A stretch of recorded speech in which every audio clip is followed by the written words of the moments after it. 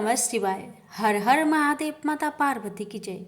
प्यारे भक्तगणों, आप सभी भक्तगणों को महाशिवरात्रि पर्व की ढेर सारी शुभकामनाएं। आज आप सभी श्रवण करेंगे महाशिवरात्रि व्रत का विधान और उसकी महिमा। कथा को पूरे ही श्रद्धा भाव से पूरा अवश्य सुनिएगा। का व्रत सफल होगा। आपकी मनोकामना उमापति शंकर भगवान की कृपा से जल्द ही पूर्ण होगी। को अधूरा गलती से भी ना छोड़े। तो आइए श्रवण करें कथा। ऋषियों ने कहा, हे सूत जी, आप धन्य हैं, आप कृत्य कृत्य है और आपका जीवन धन्य है जो कि आप महेश्वर की ऐसी पवित्र कथा सुनाते हैं। हे सूत जी, अब आप हमें यह बतलाइए कि इस ऐसे व्रत के करने से शिव जी संतुष्ट होकर वास्तविक सुख को देते हैं, उसको आप सविस्तार मुझसे कहिए। सूत जी बोले, हे श्रेष्ठ मुनियों, आप लोगों ने मुझसे यह अच्छा प्रश्न किया है जिसे मैं वर्णन करता हूँ। एक समय ब्रह्मा, विष्णु और पार्वती ने भी परमात्मा शिव जी से इस प्रश्न को पूछा था कि हे शिव जी, किस व्रत को करने से आप भुक्ति मुक्ति को देते हैं। श्रोताओं के इस प्रकार के वचनों को सुनकर शिव जी बोले, भुक्ति मुक्ति के देने वाले मेरे अनेक व्रत हैं, परंतु उनमें से 10 मुख्य हैं। हे विष्णु, प्रत्येक अष्टमी को रात्रि में भोजन करना चाहिए और काला अष्टमी के दिन रात्रि को भोजन छोड़ देना चाहिए। शुक्ला पक्ष की एकादशी के दिन भी छोड़कर कृष्णा पक्ष की एकादशी के दिन मेरा पूजन कर रात्रि में भोजन करना चाहिए। शुक्ला पक्ष की त्रयोदशी के दिन रात्रि में भोजन कर ले और शिव व्रतधारियों को कृष्णा पक्ष की त्रयोदशी को कदापि भोजन नहीं करना चाहिए। दोनों पक्षों में सोमवार के दिन शिव व्रतधारियों को रात्रि में भोजन करना चाहिए। हे द्विजो, इन उपरोक्त व्रतों को द्विजातियों को नियम पूर्वक करना चाहिए। जो मनुष्य इस व्रत का त्याग करते हैं वे अगले जन्म में चोर होते हैं। शिव का पूजन, रुद्र जप, शिवालय में उपवास तथा काशी में बढ़ने से सनातनी मुक्ति प्राप्त होती है। हे भगवान, पूर्वोक्त चारों बातों से भी शिवरात्रि का व्रत बलवान माना गया है। भुक्ति मुक्ति की इच्छा करने वाले को यह व्रत अवश्य करना चाहिए। यह व्रत समस्त मनुष्य के उत्तम धर्म का साधन है। हे वृपो, कामना रहित और कामना युक्त चारों आश्रमों के सब मनुष्य तथा स्त्री बालकों के धर्म का व्रत कहा गया है। यह व्रत संपूर्ण देवतादि और देवधारी मनुष्य का हित करने वाला है। माघ के कृष्णा पक्ष में त्रयोदशी तथा रात्रि में व्याप्त होने वाली किसी और तिथि से मिश्रित हो तो उसे ग्रहण करना चाहिए। ऐसा करने से कोटि हत्या का नाश होता है। हे केशव, उस दिन प्रातः काल से जो कुछ भी होता है उसे ध्यान पूर्वक सुनिए। बुद्धिमान को प्रातः काल उठकर स्नान आदि नित्य कर्म से निवृत्त होकर शिवालय में जाकर विधि पूर्वक शिव को नमस्कार कर संकल्प करे, हे देवों के देव महादेव, हे त्रियुचन, हे नीलकंठ, आपको बारंबार नमस्कार है। मैं आपके शिवरात्रि के व्रत को करने की इच्छा करता हूँ। इस प्रकार संकल्प करके पूजा की सामग्री सहित शास्त्रों में प्रसिद्ध ज्योतिर्लिंग को सुंदर स्थान में स्थापना करें। पूजा के निमित्त उस सामग्री को शिव के समक्ष स्थिर कर फिर वह व्रती मनुष्य विधि पूर्वक स्नान कर शुभ वस्त्र को धारण कर 3 बार आचमन कर पूजन को प्रारंभ करे। ओम नमः शिवाय नामक मंत्र को जप कर गीत बाजे तथा नृत्य के सहित भक्ति भाव से युक्त हो पंडित पहले पहर में पूजन करे। जिस मंत्र का जो द्रव हो उसी मंत्र से पूजा करे। बिना मंत्र के शिव जी की पूजा न करे। मंत्र ओम नमः शिवाय जपते हुए ही श्रेष्ठ आर्थिक लिंग का निवारण करे और नित्य क्रिया के पश्चात ही पूजे। अनेक स्रोतों से शिव जी को संतुष्ट करे। व्रत के महात्म्य को पढ़े। जब समाप्ति की इच्छा हो तब उसे सुने। चारों पहर में शिव की मूर्तियों की पूजा करे। महाउत्सव करे। रात्रि जागरण करे। प्रातःकाल फिर स्नान कर शिव की स्थापना कर पूजन करे।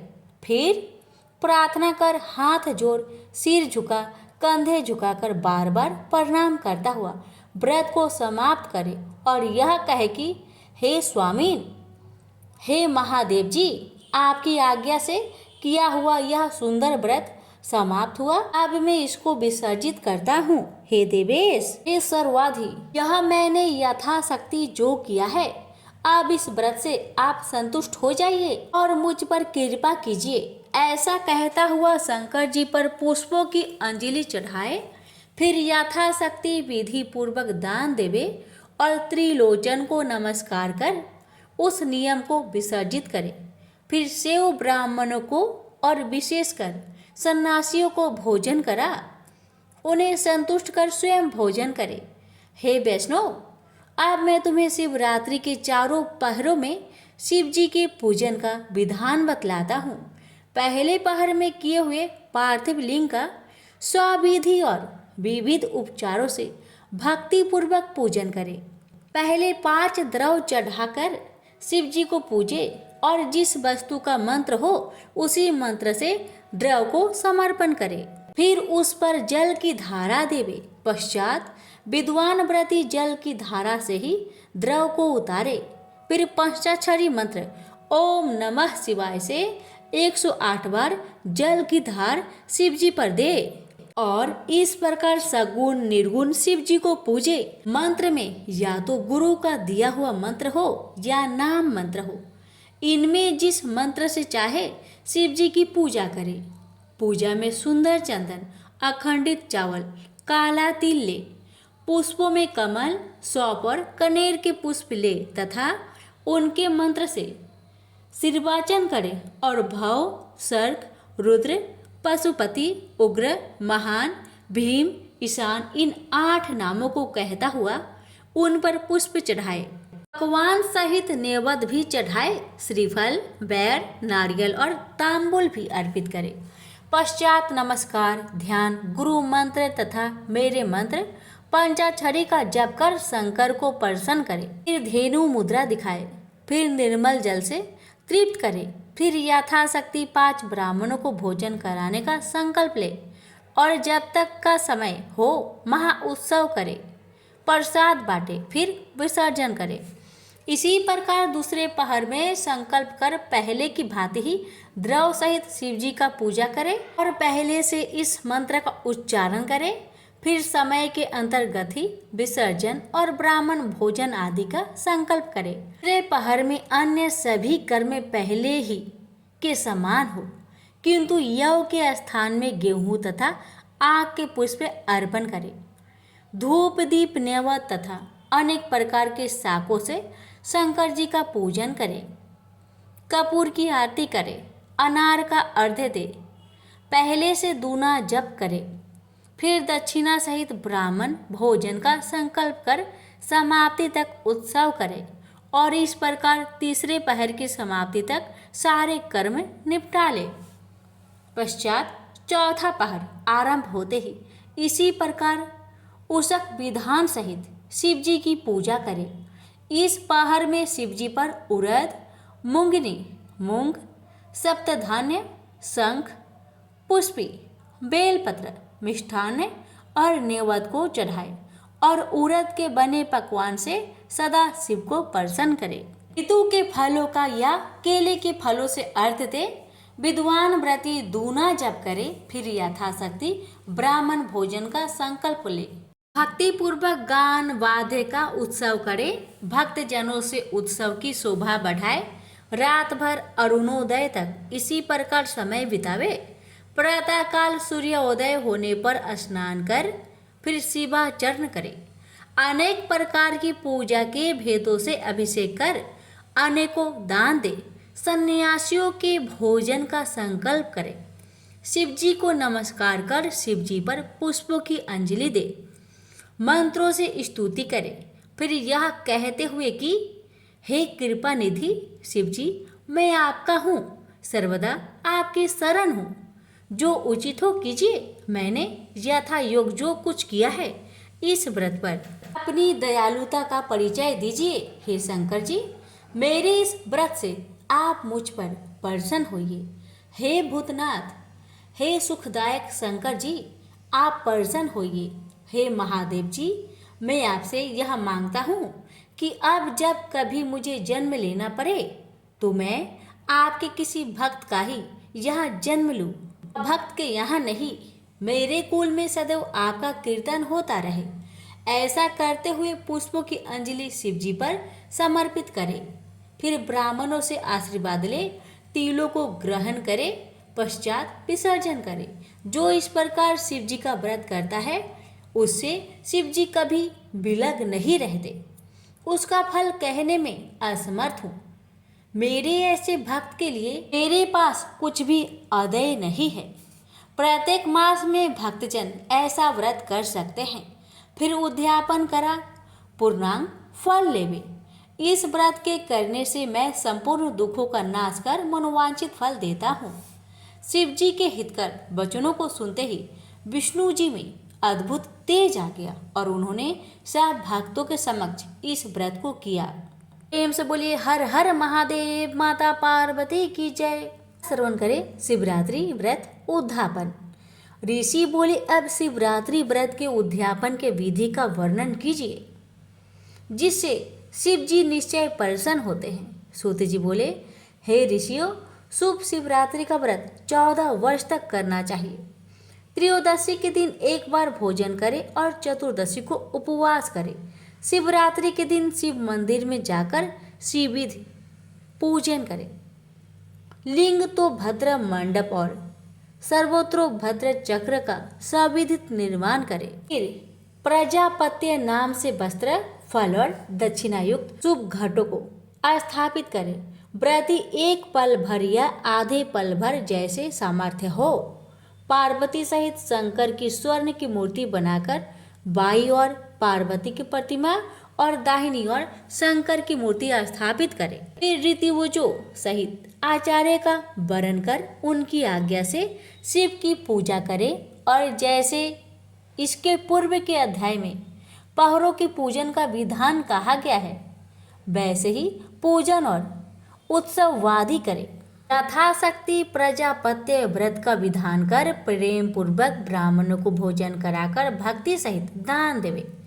फिर महाप्रभु सदाशिव देव की प्रीति सहित हाथ जोड़ सिर झुकाकर गदगद वाणी से इस प्रकार प्रार्थना करें, हे देवों के देव, हे महादेव, हे शरणागत वत्सल, हे देवेश, इस व्रत से मुझ पर कृपा कीजिए।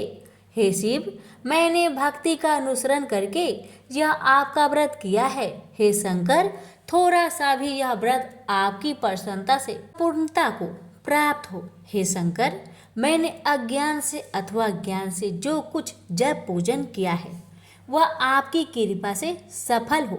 ऐसा कहते हुए पुष्प की अंजलि अर्पण कर परमात्मा शिव को नमस्कार कर फिर प्रार्थना करें। जो इस प्रकार का व्रत उद्यापन करता है उसके सब मनोरथ पूर्ण होते हैं, इसमें कुछ भी संदेह नहीं है। प्रेम से बोलिए उमापति शंकर भगवान की जय। श्रवण करेंगे शिवरात्रि व्रत और बाघेश्वर महात्म्य का वर्णन। ऋषि बोले, हे सुत जी, आपके इन वचनों से हमें बड़ा आनंद प्राप्त हुआ है। अब उसी व्रत को हमें विस्तार पूर्वक सुनाइए। हे सुत जी, क्या इस व्रत को यहाँ पहले किसी ने किया है? और यदि किसी ने अज्ञान से भी किया हो तो उसका श्रेष्ठ फल क्या होता है, यह कहिए। सूत जी बोले, हे समस्त ऋषियों, इस पर मैं आप लोगों से एक निषाद के इतिहास का वर्णन करता हूँ जो सब प्रकार से पापों का नाश करने वाला है। पूर्व समय में वन में गुरुद्रह नाम का एक पापी निषाद रहता था जो नित्य वन में जाकर मृगों और पशुओं को मारता तथा वह वन में रहकर चोरी आदि दुष्कर्मों को किया करता था तथा बालकपन से लेकर कुछ भी शुभ कर्म नहीं किया था। जब इस प्रकार उस दुष्ट आत्मा को वन में रहते हुए बहुत दिन हो गए और उससे कोई भी शुभ कर्म न बन पड़ा तो एक दिन शिवरात्रि का समय प्राप्त होने पर अपनी गर्भिणी स्त्री एवं परिवार के लिए आहार की खोज में वन में घुसा, परंतु पूरे दिन दौड़ धूप करने पर भी कोई शिकार उसके हाथ न आया। वह सोचने लगा कि आज तो बड़ा ही संकट आया, क्योंकि गर्भिणी स्त्री को तो अवश्य ही कुछ न कुछ आहार देना चाहिए। ऐसा विचार कर वह सरोवर के पास इस धैर्य से जा बैठा कि यहाँ कोई न कोई जीव जल पीने अवश्य आवेगा और उसे मारकर मैं अपनी भूख शांत करूँगा। ऐसा सोचकर वह भील सरोवर में जल पीकर वहाँ स्थित एक बेल के वृक्ष पर जाकर चढ़ गया। रात्रि के प्रथम पहर में एक हिरनी प्यास से व्याकुल हो वहाँ जल पीने आई। भील ने उसे देख प्रसन्न हो अपने धनुष पर बाण चढ़ाया। उसके इतना करते ही बेल के वृक्ष से जो जल तथा बेलपत्र वहाँ नीचे स्थित शिव जी के ज्योतिर्लिंग पर गिरा तो उससे शिव जी की पूजा हो गई। फिर तो उसके प्रताप से उसके सब पाप नष्ट हो गए। तब धनुष के शब्द को सुन हिरनी ने भील की ओर देखा। उसके प्राण व्याकुल हो गए। उसने व्याध से कहा, हे व्याध, क्या करना चाहते हो? तुम मेरे समक्ष सत्य सत्य कहो। मृगी की ऐसी बात सुनकर भील कहने लगा कि आज मेरा कुटुंब भूखा है, तुम्हें मारकर मैं अपने कुटुंबियों की भूख शांत करूंगा। तब ऐसे कठिन दुष्ट को देख हिरनी सोचने लगी कि हाँ, मैं क्या करूं, कहाँ जाऊं। ऐसा विचार कर वह अपने मन में उपाय रच कर बोली कि हे व्याध, यदि तू मेरे शरीर के मांस से सुखी है तो मेरे लिए इससे बढ़कर पुण्य और क्या हो सकता है। मैं निसंदेह धन्य हूँ। उपकार से बढ़कर इस लोक में दूसरा पुण्य नहीं। परंतु एक बात है, मैं अपने सब बालकों को, अपनी बहन को अथवा स्वामी को सौंप आऊं। तुम मुझे मारो। सत्य से ही पृथ्वी स्थिर है, सत्य से ही समुद्र तथा सत्य से ही जल की धारा है। इस प्रकार सत्य से सब कुछ स्थित है। परंतु मृगी के ऐसा कहने पर भी उस व्याध ने न माना तो विस्मित हो हिरनी ने अनेक शास्त्रोक्त वचन कहे, उसे अपना विश्वास दिलाया और यह कहा कि यदि मैं लौटकर ना आऊं तो नरक में पड़ूं। तब भील को विश्वास हुआ और उसने हिरनी को जाने दिया। हिरनी जल पीकर अपने स्थान को गई। तब तक पहला पहर उस व्याध को बिना निंद्रा के ही बीत गया। तब उस मिर्गी की बहन स्त्री हिरनी उठकलथित हो उसकी खोज करती हुई जल पीने के लिए वहीं आई। उसे देख भील ने धनुष खींचा तो पहले के समान ही फिर जल और बेलपत्र शिव के ऊपर गिरे, जिससे व्याध द्वारा शिव जी के दूसरे पहर का भी सुखदायक पूजन हो गया। तब हिरनी उस भील को देखकर बोली कि हे बनेचर, क्या करते हो? भील ने पहले के समान ही वचन कहा। हिरनी बोली, हे व्याध, सुनो, मैं धन्य हूँ जो मेरा यह देह धारण करना सफल हुआ, क्योंकि इस अनित्य शरीर से उपकार तो होगा, परंतु मेरे बाल बच्चे ने अपने स्वामी को सौंप कर फिर मैं यहाँ आऊंगी। भील ने कहा, नहीं, मैं नहीं मानूंगा और तुझे अवश्य ही मारूंगा। यह सुन कर हिरनी ने पूर्व हिरनी के समान ही शास्त्रोक्त प्राणों से विश्वास दिलाकर बोली कि यदि मैं न आऊं तो मुझे नरक में भी ठिकाना न लगे। मृगी के इस प्रकार वचनों को सुनकर भील ने मृगी से कहा कि अच्छा जा। हिरनी प्रसन्न हो जल पीकर अपने घर गई। तब तक उस भील का बिना नींद के दूसरा पहर भी बीत गया और तीसरा पहर आया, परंतु हिरनी के अब तक न आने से व्याध चकित हो उसकी खोज में तत्पर हुआ। तब तक उसे एक मृग आता हुआ दिखाई दिया।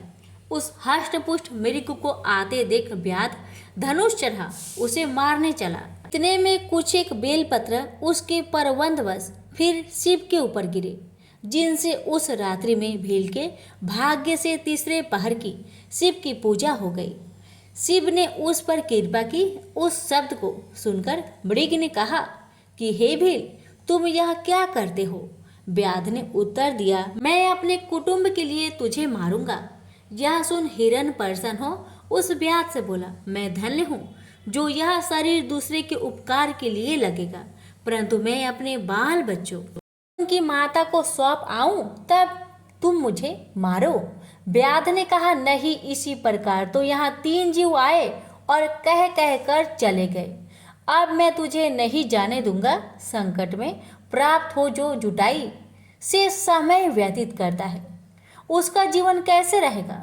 मृग ने कहा, नहीं, मैं झूठ नहीं कहता हूँ। यह सारा चराचर सत्य में ही स्थित है। झूठ बोलने वाले का पुण्य नष्ट हो जाता है। मैं तुमसे सत्य कहता हूँ कि संध्या समय मैथुन करने से तथा शिवरात्रि के दिन भोजन करने से, झूठी गवाही देने से, किसी की धरोहर मार लेने पर तथा संध्या न करने वाले ब्राह्मण को जो पाप होता है वह पाप मुझे लगे। यदि मैं लौटकर यहाँ न आऊँ, शिव जी कहते हैं कि तब उस मृग की ऐसी बात सुनकर व्याध ने कहा, जाओ। हिरण जल पीकर अपने घर चला गया। वहां जाकर हिरण हिरनी सब वापस में मिले और एक दूसरे को प्रणाम कर परस्पर उस वृत्तांत को कहने लगे और बोले कि निश्चय ही वहां जाना उचित है। सबने अपने अपने बालक को धैर्य दिया और जाने की तैयारी की। तब बड़ी हिरनी ने कहा, पहले मैं गई थी, इससे अपनी प्रतिज्ञा पूर्ण करने के लिए मुझे ही पहले जाने दो। तब उसका यह वचन सुन दूसरी ओर उससे भी छोटी तीसरी हिरनी ने कहा, नहीं, मैं तुम्हारी टहलनी हूँ, मुझे जाने दो। परंतु हिरण ने कहा, नहीं, तुम दोनों यहीं स्थिर रहो, वहाँ मैं जाता हूँ, कारण कि माता से ही बालक की रक्षा होती है। हिरनियों ने कहा, नहीं, विधवापन सबसे कठिन दुख है, हम ही जाएंगे। वे सभी उन बालकों को धैर्य दे उन्हें अपनी पड़ोसियों को सौंप शीघ्र वहां गए जहां की वह श्रेष्ठ व्याध था। तब उसने माता पिता को वहां गए देख उनके सब बालक भी पीछे पीछे यह सोचकर वहां चले गए कि जो दशा माता पिता की होगी वही हमको भी स्वीकार है। इस प्रकार उन सबको वहां पहुंचा हुआ देखकर वह भील प्रसन्न हो गया और धनुष पर बाण चढ़ाने लगा। तब फिर शिव जी के ऊपर जल तथा बेल पत्र गिरे, जिससे शिव जी की चौथे पहर की पूजा हो गई और जिसके पुण्य से उसका सब पाप भस्म हो गया। तब तक मृगा और मृगी व्याध से बाण चलाने को कहने लगे, परंतु शिव जी की माया भील को ज्ञान हो आया। उसने कहा, ए मृगा मृगी, धन्य है जो परोपकार के लिए इस प्रकार अपने शरीर को होम किया चाहते हैं। उससे जन्म पाकर भी मैंने क्या फल पाया जो दूसरों के शरीर को पीड़ा देकर अपने शरीर का पालन किया? ऐसे पाप से मेरी क्या गति होगी? मेरे जीवन को धिक्कार है, धिक्कार है। इस प्रकार का ज्ञान आते ही भील ने धनुष पर चढ़ाए बाण को उतार लिया और कहा कि मृग श्रेष्ठो, तुम धन्य हो, अपने अपने घर जाओ। भील के ऐसा कहते ही शिवजी प्रसन्न हो गए। उन्होंने पूजनीय शास्त्र सम्मत अपना स्वरूप दिखवाया और कृपा कर उस भील को स्पर्श करते हुए बोले कि हे भील, मैं तेरे इस व्रत से प्रसन्न हूँ, तू वर मांग। व्याध भी शिव के स्वरूप को देख क्षण मात्र में मुक्त उनके चरणों में गिर पड़ा। शिव जी ने उसे यह नाम देकर कृपा दृष्टि से देख दिव्य वरदान दिया और कहा कि तुम्हारे घर साक्षात राम जी निश्चय ही पधारेंगे। तुम उनसे मित्रता कर मेरी सेवा करते हुए दुर्लभ मोक्ष को प्राप्त करना। उधर शिव का दर्शन कर मृगों को भी दुर्लभ मोक्ष गति प्राप्त हुई। अब दिव्य शरीर धारण कर विमान में बैठ श्राप से छूट स्वर्ग को गए।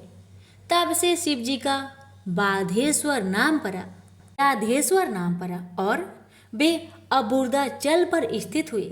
वह भील भी रामचंद्र का दर्शन कर सामुज्य मुक्ति को प्राप्त हुआ। इस प्रकार संसार में अनेकों व्रत, अनेकों तीर्थ, अनेकों प्रकार के दान और यज्ञ है, परंतु शिवरात्रि का व्रत सबसे श्रेष्ठ है। यह शुभ व्रतों का राजा है। अपना हित चाहने वाले को यह व्रत अवश्य करना चाहिए। प्रेम से बोलिए हर हर महादेव। माता पार्वती की जय। श्री शिव महापुराण की जय।